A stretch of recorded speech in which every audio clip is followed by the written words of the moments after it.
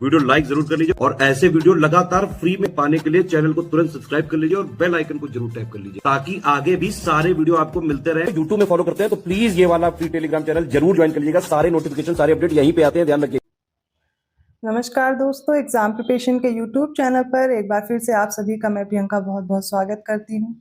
RO री exam के लिए हम लोग टेस्ट सीरीज सॉल्व कर रहे हैं जो कि डेली रात को 9 बजे आ रही है। उसी को फोकस करते हुए हम लोग आगे की क्लास कंटिन्यू कर रहे हैं। अगर आप न्यू हैं चैनल पर, ये क्लास डेली आप रात को 9 बजे देख सकते हैं, जिसमें आरओ का एग्ज़ाम हो या यूपीपीसीएस हो, आप दोनों को टारगेट करते हुए यहाँ पर क्लास कर सकते हैं। ये आपको जो टेस्ट सीरीज दी जा रही है, अलग अलग मॉक टेस्ट हैं और उनसे जो इंपॉर्टेंट क्वेश्चन हैं वो मैं लेकर के करवा रही हूँ। तो मतलब आप इसमें सीरियल देख रहे होंगे कि बिल्कुल एग्जैक्ट सीरियल नहीं चल रहा होगा। 100 to 150 क्वेश्चन में लेकर के चलती हूँ और उसमें भी जो आपके क्वेश्चन नहीं आ सकते हैं वो मैं इनको स्किप कर देती हूँ, लेकिन जो मोस्ट इंपॉर्टेंट क्वेश्चन है वो मैंने रखे हुए हैं। तो डेली इस सीरीज को फॉलो कीजिए। इसमें ज़्यादातर प्रश्न वो मिलेंगे जो लेटेस्ट ट्रेंड रहा है एग्जाम पैटर्न का, जैसे कि क्रोनोलॉजी वाले क्वेश्चन, स्टेटमेंट वाले क्वेश्चन और स्टेटमेंट देकर के पूछना कि इनमें से कौन कौन से कथन सही है। ठीक है, इस तरीके के ऑप्शन दे दिए जाते हैं। हिस्ट्री हो, ज्योग्राफी हो, पॉलिटी हो, यूपीजी के हो, सारे सब्जेक्ट आप यहाँ पर कवर करेंगे। तो ध्यान से इस क्लास को देखिए। इसके साथ साथ आप टेस्ट सीरीज ज्वाइन करना चाहते हैं या पेड क्विज लेना चाहते हैं, कंप्लीट क्रैश कोर्स पाना चाहते हैं, इसके लिए आप स्टडी फॉर सिविल सर्विसेज का कोर्स ज्वाइन कर सकते हैं। ये पेड ग्रुप के लिए आपको नंबर्स प्रोवाइड किए गए हैं। व्हाट्सएप मैसेज के थ्रू या कॉल करके आप जानकारी ले सकते हैं।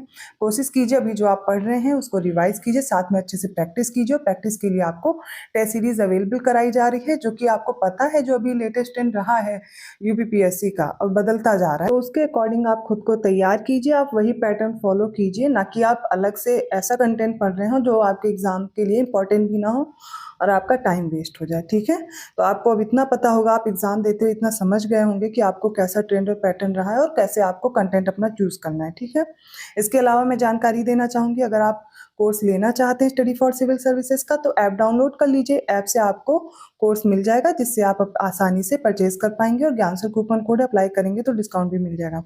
जरूरी नहीं है आप कोर्स ही परचेज कर रहे हैं तभी आप तैयारी कर सकते हैं। अगर आप सेल्फ स्टडी कर रहे हैं तो टेस्ट सीरीज ले लीजिए या फिर जो यूट्यूब पे स्टडी फॉर सिविल सर्विसेज का चैनल है उसे फॉलो करते रहिए, वहां पर आपको टेस्ट सीरीज प्रोवाइड की जा रही है। ठीक है, तो दोनों आपके पास ऑप्शंस अवेलेबल हैं, आप जैसे भी मेहनत कर सकते हैं उस तरह तैयार कीजिए। इस चैनल पर आपको जीएस के जो इंपॉर्टेंट कंटेंट है जैसे कि टॉपिक वाइज है वो दोपहर 1 बजे आता है और रात को 9 बजे प्रैक्टिस कराई जा रही है। ठीक है, तो ये प्रैक्टिस की क्लास में कंटिन्यू कर रही हूँ। आप डेली ऐसे ही क्वेश्चन देख सकते हैं जो मोस्ट इंपॉर्टेंट है और रेगुलर अगर आप इसको फॉलो कर रहे हैं ना, रिवाइज कर लेंगे डेफिनेटली, जैसे कि अभी पीसीएस के पेपर में भी क्वेश्चन थे और ऐसे आगे भी मिलेंगे आपको। ठीक, चलिए स्टार्ट करते हैं क्लास। 41st क्वेश्चन है, निम्नलिखित में से सही विकल्प चुनें। एक तरफ डायनेस्टीज हैं, दूसरी तरफ उनके फाउंडर्स हैं और देखना है कौन सा करेक्ट है। सबसे पहले है सोलंकी राजवंश। ठीक है, मूल राज इसके संस्थापक हैं। काकतीय राजवंश के सिंह विष्णु, पल्लव राजवंश बीटा प्रथम और कुषाण राजवंश कुजल किडफिसस। बताइए इनमें से कौन सा करेक्ट। देखिए, सोलंकी राजवंश के संस्थापक मूल राज थे, इनकी राजधानी थी अनहिलवाड़। काकतीय राजवंश, इनके संस्थापक थे बीटा प्रथम, राजधानी अमकोंड थी, तो सेकंड इनकरेक्ट हो गया। थर्ड पल्लव राजवंश, वो तो गलत दिया ही हुआ है क्योंकि इनके हैं सिंह विष्णु, संस्थापक हैं सिंह विष्णु और इनकी जो राजधानी है वो कांचीपुरम है। कुषाण राजवंश कुजल किडफिसस इसके संस्थापक थे लेकिन इनकी राजधानी थी पुरुषपुर। यहाँ पर राइट आंसर होगा ऑप्शन सी, पहला और चौथा स्टेटमेंट करेक्ट है। नेक्स्ट 42nd क्वेश्चन है, सही विकल्प चुनना है। पहला है रामप्पा मंदिर, ये काकतीय राजवंश से संबंधित है। हजारा राम मंदिर विजयनगर राजवंश, विरूपाक्ष मंदिर चालुक्य राजवंश और सूर्य मंदिर सोलंकी राजवंश। तो बताइए कौन सा करेक्ट दिया गया है। इसका राइट आंसर क्या होगा, ऑप्शन डी, चारों करेक्ट है। रामप्पा मंदिर काकतीय राजवंश से संबंधित है, कहाँ पर है, वारंगल तेलंगाना में। हजारा राम मंदिर विजयनगर राजवंश से, ये हम्पी कर्नाटक में है। विरूपाक्ष मंदिर चालुक्य राजवंश से संबंधित है, ये पट्टडकल या पट्टदकल कर्नाटक जो पड़ता है वहां पर है। ठीक है, सूर्य मंदिर सोलंकी राजवंश और मोढेरा गुजरात में स्थित है, याद रखिएगा। 43rd क्वेश्चन है, निम्नलिखित में से सही विकल्प चुनें। एक तरफ फेमस बुक्स हैं, उनके राइटर्स दिए गए हैं और उनसे हमें मैच करना है। द स्टोरी ऑफ सिविलाइजेशन है, मॉर्निंग स्टार बुक है, an introduction to philosophy of history दी गई है। नेक्स्ट है लिवियाथन। ठीक है, तो इसमें से बताना है कौन कौन से लेखक हैं। इसमें विल ड्यूरेंट और एरियल ड्यूरेंट दिए गए हैं। जॉन विक्लिफ हैं, थॉमस हॉब्स हैं और विलियम हेनरी वॉल्श हैं। इसमें से मैच करके हम लोग देखेंगे। सबसे पहली बुक देखिए द स्टोरी ऑफ सिविलाइजेशन। ये किसकी है? तो ये है विल ड्यूरेंट और एरियल ड्यूरेंट की। मॉर्निंग स्टार ये है जॉन विक्लिफ की। An introduction to philosophy of history ये है विलियम हेनरी वॉल्स की। और लेवियाथन ये किसकी है? थॉमस हॉब्स की है। इसका राइट आंसर क्या होगा? Option D. 44th क्वेश्चन देखिए, निम्नलिखित में से सही विकल्प चुने। एक तरफ ऑथर है, दूसरी तरफ प्ले दिए गए हैं। धनंजय का है 10 रूपक, सेकंड है सोमदेव का ललित विग्रहराज, प्रहलादन का पार्थ पराक्रम व्यायुम, क्षेमेश्वर का है चंद कौशिकम, जयचंद्र का है रामाभ्युदय, यशोवर्मन का है रंभामंजी। बताइए कौन से करेक्ट है? चलिए करके देखते हैं। धनंजय का क्या है? दशक रूपम, सोमदेव का है ललित विग्रहराज, प्रहलादन का है पार्थ पराक्रम व्यायुम, व्यायुम का और क्षेमेश्वर का हो जाएगा यहाँ पर चंद कौशिकम, लेकिन जयचंद्र का रंभामंजरी है, ठीक है, और यशोवर्मन का रामाभ्युदय है। राइट आंसर ऑप्शन है 1 2 3 4 करेक्ट है, 5 और 6 इनकरेक्ट है। 45th क्वेश्चन है, निम्नलिखित को कालानुक्रम में व्यवस्थित करें। पहले गुरु नानक जी का जन्म है, मीराबाई का जन्म, नामदेव का जन्म और संत तुकाराम का जन्म दिया गया है। तो इनको क्रोनोलॉजिकल ऑर्डर में लगाएंगे। तो सबसे पहले देखिए गुरु नानक जी का जन्म हुआ 1469 में, मीराबाई का जन्म 1498, नामदेव का जन्म कब हुआ? तो 1270 में, और संत तुकाराम का जन्म हुआ 1608 में। क्वेश्चन पूछा जा चुका है, इंपॉर्टेंट है, इसलिए आपको ये तैयार करना है। राइट आंसर होगा ऑप्शन ए 3 1 2 4। अब 46th क्वेश्चन देखिए। पहले क्वेश्चन पॉज कीजिए, वीडियो को रोक लीजिए और फिर देखिए इसका क्या आंसर होगा, और मैं एक एक स्टेटमेंट का आपको आंसर बताते हुए चलती हूँ। पहला स्टेटमेंट है, गयासुद्दीन तुगलक ने जलालुद्दीन खिलजी द्वारा प्रस्तुत कल्याण और मानवतावाद को पुनः प्रस्तुत किया था। करेक्ट हो जाएगा स्टेटमेंट। सेकंड है, गयासुद्दीन राजकवि अमीर खुसरो को 1000 टका की मासिक पेंशन देता था। करेक्ट है। गयासुद्दीन ने शराब और जुए का निर्माण और बिक्री शुरू कर दी थी। यहाँ पर देखिए ये इनकरेक्ट हो जाएगा, क्योंकि गयासुद्दीन ने शराब के निर्माण और बिक्री और जो जुए की ये चीज़ें हैं इन सभी को रोकने का प्रयास किया था, ना कि शुरू करने का। तो ये इनकरेक्ट है। फोर्थ है, डाक व्यवस्था को पूर्ण रूप से संगठित करने का जो श्रेय है वो गयासुद्दीन तुगलक को जाता है। करेक्ट है, ये याद रखिएगा डाक व्यवस्था के बारे में। राइट आंसर यहाँ पर क्या होगा? ऑप्शन बी करेक्ट हो जाएगा, क्योंकि थर्ड स्टेटमेंट इनकरेक्ट है, बाकी सारे सही हैं। 47 क्वेश्चन देखिए, तुगलक वंश के निम्नलिखित शासकों को कालानुक्रम में क्रोनोलॉजिकल ऑर्डर में लगाना है। अबू बकर शाह है, तुगलक शाह, अलाउद्दीन सिकंदर शाह और नासिरुद्दीन मोहम्मद शाह है। ठीक है, आप अपना आंसर देखिए, फिर हम आगे बढ़ते हैं। तो सबसे पहले बात करते हैं तुगलक वंश की। इसका जो समय था वो 1320 से 1412 ईस्वी है, ये आपको याद रखना है हर हाल में। ठीक है, अब आगे बढ़ते हैं। तो अबू बकर शाह का जो समय है वो है 1389 टू 1390। ठीक है, तुगलक शाह का देखते हैं, इसका जो समय है वो हो जाएगा तुगलक शाह का, अबू बकर शाह में बता चुकी हूँ, तो 1308 से 1388 टू 1389 है, तो इससे पहले है। तुगलक शाह अबू बकर से पहले था। फिर अलाउद्दीन सिकंदर शाह, इसका जो समय था वो 1394 था। नासिरुद्दीन मोहम्मद शाह का जो समय है वो 1390 से 1394 था। अब इनको जब क्रोनोलॉजिकल ऑर्डर में लगाएंगे तो सेकंड, फर्स्ट, फोर्थ और थर्ड है, ऑप्शन बी करेक्ट होगा। 48 क्वेश्चन देखिए, निम्नलिखित में से सही विकल्प चुने। पहला है, मुगल काल में वन अधीक्षक को मीर बर कहा जाता था। सेकंड है, अपनी विद्वता के कारण मोहम्मद बिन तुगलक को अपने युग का अरस्तु कहा जाता है। थर्ड है, इतलाक प्रथा का प्रारंभ फिरोज शाह तुगलक ने किया था। और फोर्थ है, दिल्ली सल्तनत छोटे भूस्वामियों को खूत कहा जाता था। सारे ही स्टेटमेंट करेक्ट हैं, इसलिए ऑप्शन डी करेक्ट होगा। 49th क्वेश्चन देखिए, निम्नलिखित में से सही विकल्प चुनना है। पहला है पाबना विद्रोह, इसके नेतृत्व करता थे सिद्धू और कान्हू। संथाल विद्रोह के ईशान चंद्र राय और शंभूपाल। थर्ड, नील विद्रोह के तीरथ सिंह और कोल विद्रोह के बुद्ध भगत। बताइए कौन सा स्टेटमेंट करेक्ट है। तो पाबना विद्रोह के जो नेतृत्व करता थे वो सिद्धू और कान्हू नहीं थे, वो थे ईशान चंद्र राय और शंभूपाल। अब इसका समय क्या था? तो 1873 में ये विद्रोह शुरू हुआ था। पाबना विद्रोह 1873 से 1876 के बीच रहता है, समय भी याद कीजिए। नेक्स्ट है संथाल विद्रोह, तो ठीक जो 1857 की क्रांति हुई थी उसके पहले हुआ था। सिधू कान्हू इसका नेतृत्व किए थे और 1855 टू 1856 इसका टाइम पीरियड है। मैंने इसलिए रिवोल्ट का नाम लिया 1857 का कि थोड़ा इजी रहेगा याद करने में कि उसके पहले ठीक क्या हुआ था। विद्रोह के ठीक पहले हुआ संथाल विद्रोह 1 साल पहले 1855 से 56 के बीच, और ठीक उसके बाद क्या होता है, नील विद्रोह। इस तरीके से आपको याद रहेगा। तो नील विद्रोह तीरथ सिंह इसके नेतृत्व करता था 1859 टू 1860, ये टाइम पीरियड है नील विद्रोह का। फिर कोल विद्रोह 1831 से 1832 के बीच हुआ, बुद्धू भगत इसके नेतृत्व करता थे। थर्ड और फोर्थ करेक्ट, इसलिए ऑप्शन बी चूज करना है। अगले प्रश्न में हमें 2 स्टेटमेंट दिए गए हैं, दोनों को देख करके बताइए कौन सा स्टेटमेंट करेक्ट है। पहला है राष्ट्रीय योजना समिति की स्थापना भारतीय राष्ट्रीय कांग्रेस के हरिपुरा अधिवेशन जो 1938 में आयोजित किया गया था, इसके दौरान की गई। सेकंड है इंडियन नेशनल एसोसिएशन की स्थापना 1876 में सुरेंद्र नाथ बनर्जी और आनंद मोहन बोस ने की थी। इसका राइट आंसर क्या होगा, ऑप्शन डी, दोनों स्टेटमेंट करेक्ट है।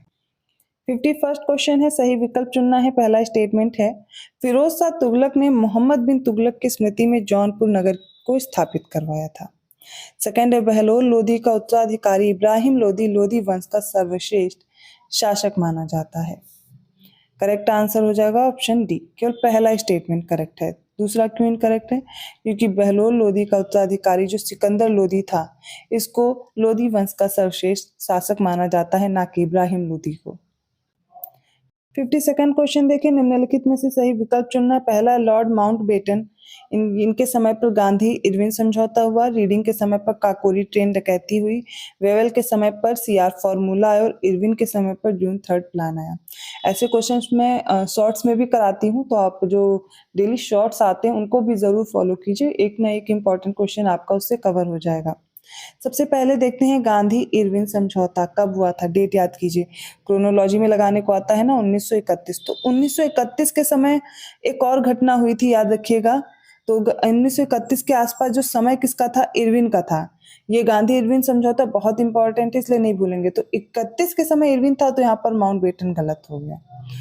तो आपको ये वाला पहला स्टेटमेंट गलत दिया गया है, याद रखिएगा। 1931 में गांधी इरविन समझौता हुआ और इरविन का जो समय था वो 1931 से माफ कीजिएगा 1926 से 1931 था, इतना याद रहेगा।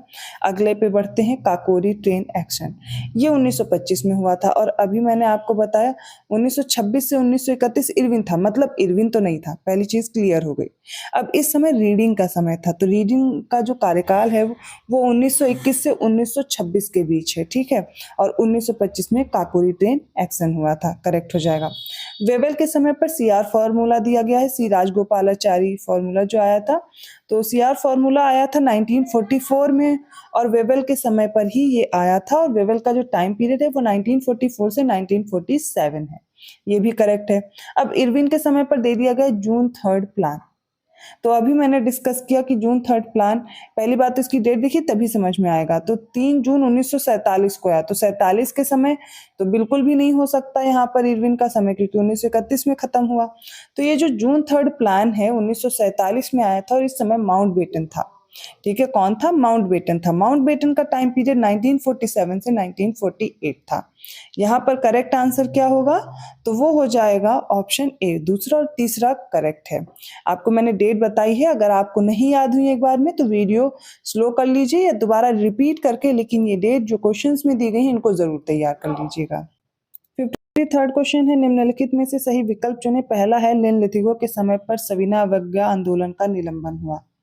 वेवेल के समय पर गांधी जिन्ना वार्ता की विफलता, विलिंगटन के समय पर अगस्त ऑफर और इरविन के समय पर तीसरा गोलमेज सम्मेलन, और कोई एक सही है। अब इनमें से ढूंढिए।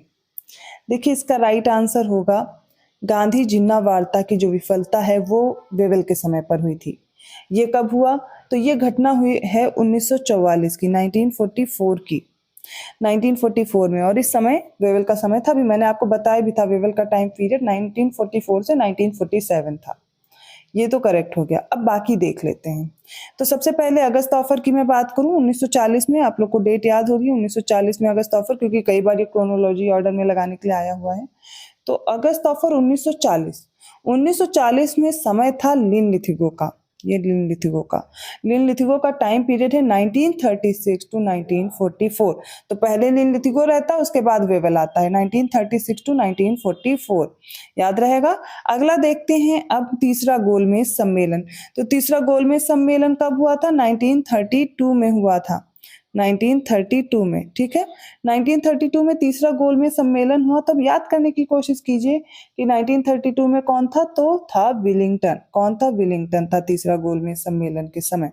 तो 1931 से 1936 के बीच विलिंगटन का समय रहता है जब तीसरा गोलमेज सम्मेलन हुआ था, याद रहेगा।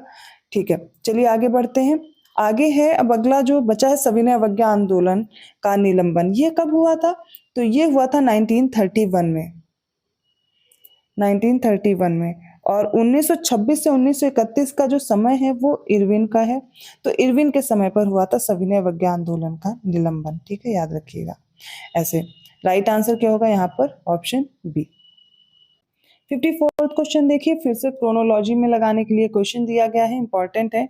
रॉयल टाइटल एक्ट और first factory act, ancient monuments preservation act और द रॉलेट एक्ट, ठीक है। इनको क्रोनोलॉजी में, अगर आपको सारे नहीं याद हैं तो मैं कुछ एक दो करके आपको बताने की कोशिश करूंगी, ठीक है। सबसे पहले आपको एक चीज याद होगी, कौन सा? Rowlatt act. तो रॉलेट एक्ट कब आया था? 1919 में, ठीक है। और ये जो प्राचीन स्मारक संरक्षण अधिनियम है, याद कीजिए कर्जन के समय पर आया था। डेट एग्जैक्ट नहीं याद है, तब भी इतना तो आपको रहेगा कि उसका कार्यकाल क्या था। कर्जन का 1899 से 1905 तक था और 1904 में ये आया था, उसके कार्यकाल खत्म होने से ठीक 1 साल पहले, ठीक है, याद रहेगा। फर्स्ट फैक्ट्री एक्ट काफी पहले समय की बात है, 1881 में आया था। रॉयल टाइटल एक्ट कब आया? 1876 में। अब कर लेंगे ना, इसका राइट आंसर क्या होगा? Option C, 1 2 3 4। 55th क्वेश्चन देखिए, वीडियो पॉज कीजिए, पहले अपना आंसर देखिए, फिर मैं एक एक करके बताती हूँ। तो महाराष्ट्र के वर्धा शहर में सेवाग्राम आश्रम की स्थापना हुई थी और ये 1936 में महात्मा गांधी द्वारा स्थापित अंतिम महत्वपूर्ण आश्रम है, याद रखिएगा, करेक्ट है। महात्मा गांधी ने दक्षिण अफ्रीका में टॉलस्टॉय फर्म की स्थापना की थी 1910 में, ये भी करेक्ट है। और महात्मा गांधी ने 1894 में दक्षिण अफ्रीका में नेटॉल इंडियन कांग्रेस की स्थापना की थी। और महात्मा गांधी ने अपना जो पहला आमरण अनशन है वो कब किया था? 20 सितंबर 1932 को ब्रिटिश प्रधानमंत्री रैमजे मैकडॉनल्ड के जो सांप्रदायिक फैसले थे इसके खिलाफ यरवदा जेल में। ये भी करेक्ट दिया गया है और राइट आंसर ऑप्शन डी हो जाएगा। तो आज के इंपॉर्टेंट क्वेश्चन थे जो कि हिस्ट्री के हैं। आई होप आपको समझ में आएंगे। किसी भी क्वेश्चन में डाउट लगता है आप कमेंट करके पूछ सकते हैं और वीडियो अच्छा लगा तो प्लीज लाइक जरूर कीजिए, चैनल को सब्सक्राइब कीजिए और लोगों को शेयर भी करते रहिए। पेड कोर्स में इंटरेस्टेड हैं तो आप डिस्क्रिप्शन बॉक्स में दिए गए नंबर्स पे कांटेक्ट करके अपने कोर्स को भी परचेज कर सकते हैं या फिर गूगल प्ले स्टोर से ऐप डाउनलोड करके। ज़्यादा जानकारी के लिए आप कमेंट कीजिएगा, मैं आपको इन्फॉर्मेशन प्रोवाइड कर दूंगी। मैं मिलती हूँ ऐसे क्वेश्चंस के साथ नेक्स्ट वीडियो में, तब तक के लिए धन्यवाद।